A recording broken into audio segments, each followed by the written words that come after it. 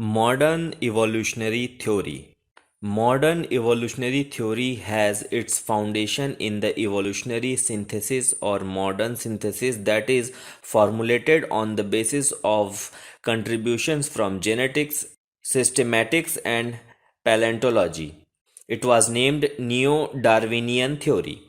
The modern synthetic theory of evolution has evolved during the last century through accumulation of facts and theoretical conclusions from a number of scientists. Theodosius Dobzhansky, in his book Genetics and the Origin of Species, emphasized the role of genetic changes in natural populations of Drosophila in the process of evolution.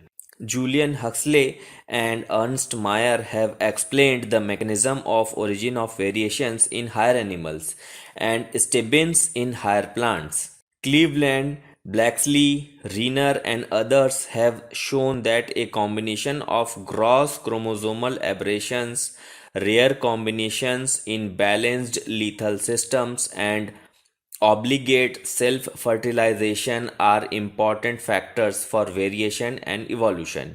Rensch has suggested that the forces operating for the origin of a species also operate for the evolution of genera, families, and other higher categories. At present, the synthetic theory of evolution recognizes five basic processes, namely gene mutations, changes in chromosome number, genetic recombination, natural selection, and reproductive isolation. The three accessory processes also contribute to the evolutionary phenomena. These are migration, hybridization, and chance in small populations. At the same time, when evolutionists were busy to seek plausible explanation for evolution, some scientists were trying to accumulate facts about evolutionary process. The evidences are from morphology, physiology, taxonomy, and embryology of living forms, and the paleontology, that is, the fossils of previously existing forms. The recent techniques have been helpful in demonstrating the evolution taking place in the laboratory within short period of only a few years. If organisms with very short life cycles such as fruit fly or bacteria are reared for several generations in laboratory, new kinds of individuals are observed in the progeny.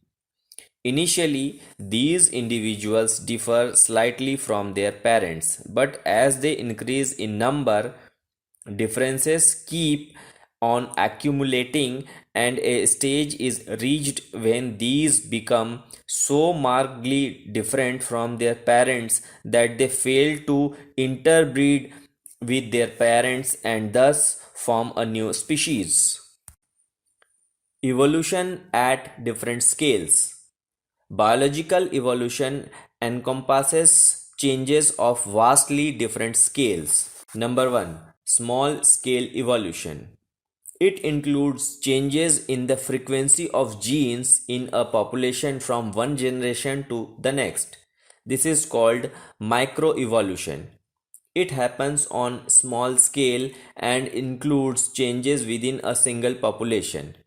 Change in the frequency of gene for dark wings in beetles from one generation to the next is an example of microevolution.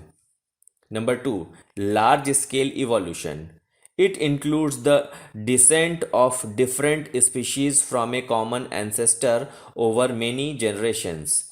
It is called macroevolution. It operates above species level and leads to the evolution of lineages, evolution and radiation of dinosaur lineages, evolution of hordes, and evolution of man are examples of macroevolution.